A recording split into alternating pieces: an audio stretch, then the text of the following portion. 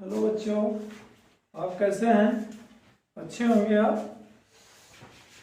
देखें, हम लोग अपनी क्लास को आगे बढ़ाएं और आप लोगों के लिए सूचना है कि यह जो आपका जो हमारा यूट्यूब चैनल है, इसको आप सब्सक्राइब करिए, लाइक करिए और बेल आइकन का बटन दबाइए ताकि हर वीडियो आपके यहाँ तक तुरंत पहुँचती रहे।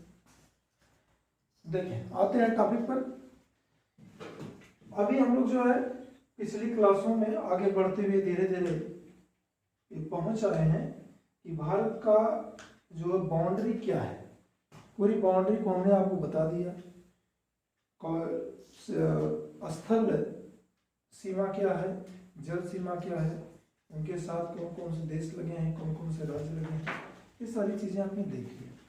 आज आप देखेंगे भारत के अंदर का जो एक प्रादेशिक विभाजन है, वो कहें कि भारत का प्रादेशिक विभाजन या प्रादेशिक स्वरूप, उसको आप एक हम ओवरऑल कॉन्सेप्ट आज आपको देंगे। फिर इसके बाद जो है एक एक प्रादेशिक भाग को या एक एक स्वरूप को हम लोग विस्तृत पढ़ेंगे। देखिए, जैसे अगर कहा जाए तो ये आपका भारत का एक संरचना बनेगी।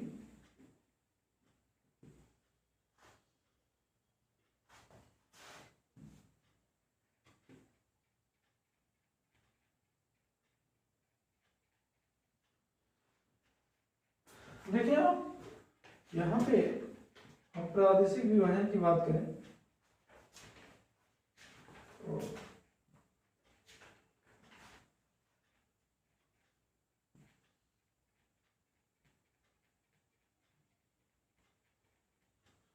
देखिए, सबसे पहले हम इस भाग की बात करेंगे। ये जो आपका भाग है, इसको जो है प्रायद्वीपीय पठार या दक्षिणी भारत इसका नाम देते हैं। वैसे आप प्रायद्वीपीय पठार के नाम से ही जाने तो ठीक रहेगा। ये आपका प्रायद्वीपीय पठार है। इसके विषय में आप ध्यान दीजिए कि प्रायद्वीपीय पठार भारत का सबसे पहले बनने वाला स्थल खंड है और यह जो है प्लेट विवर्तनिकी के बाद जब एक बार समुद्र की सतह से ऊपर आया, अर्थात एक बार जो स्वरूप प्राप्त किया, फिर कभी समुद्र में डूबा नहीं। अर्थात यहाँ पर अति प्राचीन काल की, मतलब आद्य प्रागैतिहासिक काल की चट्टानें पाई जाती हैं। प्रायद्वीपीय पठार में आद्य प्रागैतिहासिक काल की चट्टानें पाई जाती हैं। ये बहुत ही पुराना, बहुत ही प्राचीन स्थल खंड है आपका। और किसी जमाने में मैं आपको सूचना के लिए बता दूं कि यह मेडागास्कर को लेकर यह अफ्रीका महाद्वीप से सटा हुआ भाग था। अफ्रीका महाद्वीप से सटा हुआ या उसी का एक भाग था, वहां से टूट कर यह प्लवन करते हुए आगे बढ़ के आया। तो इसकी जो संरचना है वह अफ्रीका महाद्वीप के पूर्वी तटों से कुछ मेल भी खाती है। इसके बारे में फिर विस्तृत वर्णन किया जाएगा। आज देखें, ये प्रायद्वीपीय पठार हो गया। ये आप देखेंगे ऊपर का, ये उत्तर का विशाल मैदान, इसको ये उत्तर का विशाल पर्वतीय प्रदेश, या उत्तर का पर्वतीय प्रदेश, इसको कह सकते हैं पर्वतीय प्रदेश। देखेंगे तो आप ये पर्वतीय प्रदेश, ये देखेंगे यहाँ पे आपकी जो सिंधु नदी, जो यहाँ पे सिंधु नदी प्रवेश करती है और इधर आप देखेंगे इधर ब्रह्मपुत्र नदी प्रवेश करती है। अर्थात यहाँ से लेके यहाँ तक ये 2500 किलोमीटर की लंबाई में जो फैला हुआ और 160 से लेके 400 किलोमीटर के आसपास तक की चौड़ाई में फैला हुआ ये पर्वतीय प्रदेश, सिंधु से लेकर ब्रह्मपुत्र, ठीक, यहाँ तक ये जो पर्वतीय प्रदेश भारत के हिस्से में, इसके विषय में पढ़ा जाएगा और विधिवत पढ़ा जाएगा। हिमालय की पूरी संरचना पढ़ा जाएगा, हिमालय के भाग पढ़े जाएंगे। उसके बाद बीच वाला जो ये हिस्सा है, ये बीच का जो हिस्सा है, ये बीच का हिस्सा आपका ये, इसको कहा जाता है उत्तर का विशाल मैदान। ये आपका हिस्सा उत्तर का विशाल मैदान, ये उत्तर का विशाल मैदान जिसके विषय में आप जानते होंगे, ये गंगा यमुना सिंध का ये मैदान है, ये उत्तर के विशाल मैदान जिसमें हम हैं, उत्तर प्रदेश ये उत्तर के विशाल मैदान में ही है। तो आप यहाँ पे देख लिए होंगे कि पर्वतीय प्रदेश और प्रायद्वीपीय पठार के बीच का जो संधि क्षेत्र है, वह संधि क्षेत्र उत्तर के विशाल मैदान के नाम से जाना जाता है। ठीक है, भारत का यह कृषि के लिए रीढ़ की हड्डी माना जाता है ये मैदान।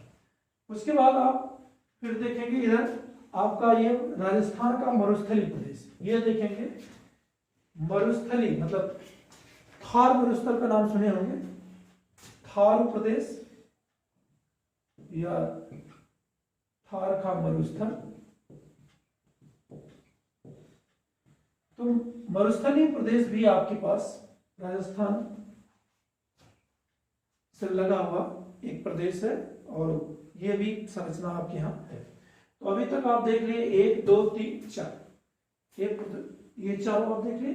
अब नेक्स्ट आप चलेंगे इधर जो है ये समुद्र के किनारे किनारे जो तटीय है, इनको कहा जाता है समुद्र तटीय मैदान। क्या कहा जाता है?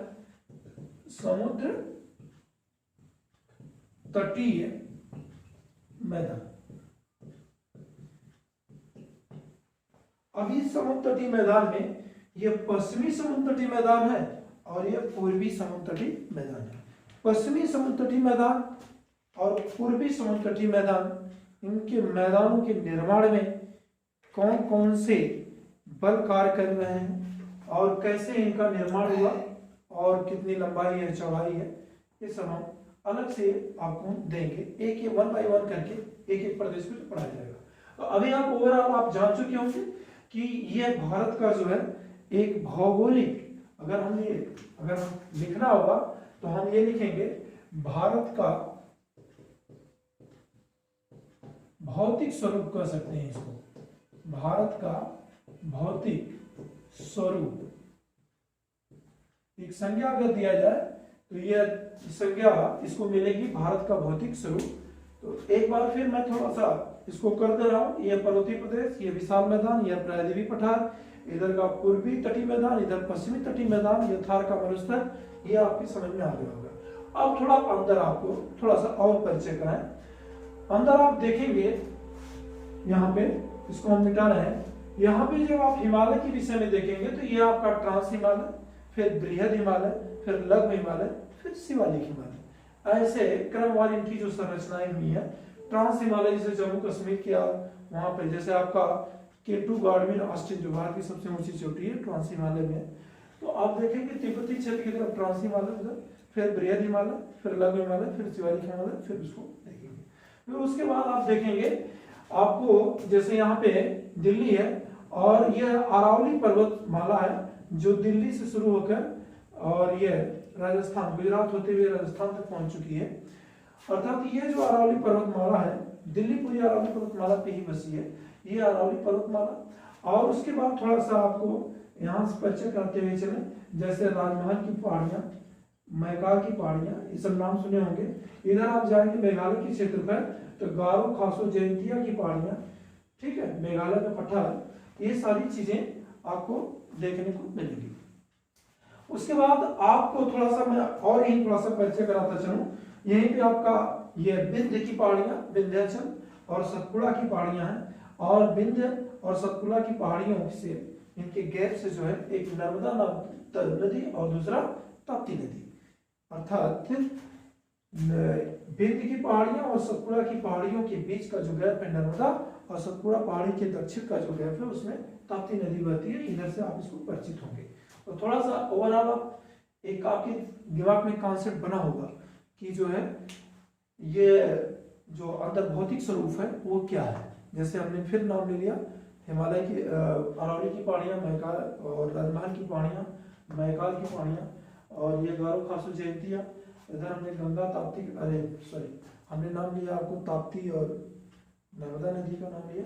उसी तरह से आप ऐसे चलेंगे तो ये पश्चिमी घाट की पहाड़ियाँ आपको ऐसे देखने को मिलेंगी, और इधर पूर्वी घाट की भी पहाड़ियां मिलेंगी, और पश्चिमी घाट की और पूर्वी घाट की पहाड़ियों का जो संधि क्षेत्र है जिसको नीलगिरी कहते हैं, आप नाम सुने होंगे नीलगिरी, और कभी आप घूमने भी गए होंगे तो यहाँ पे ऊटी जो इनका संधि क्षेत्र है, ऊटी जो है काफी पर्यटक स्थान है।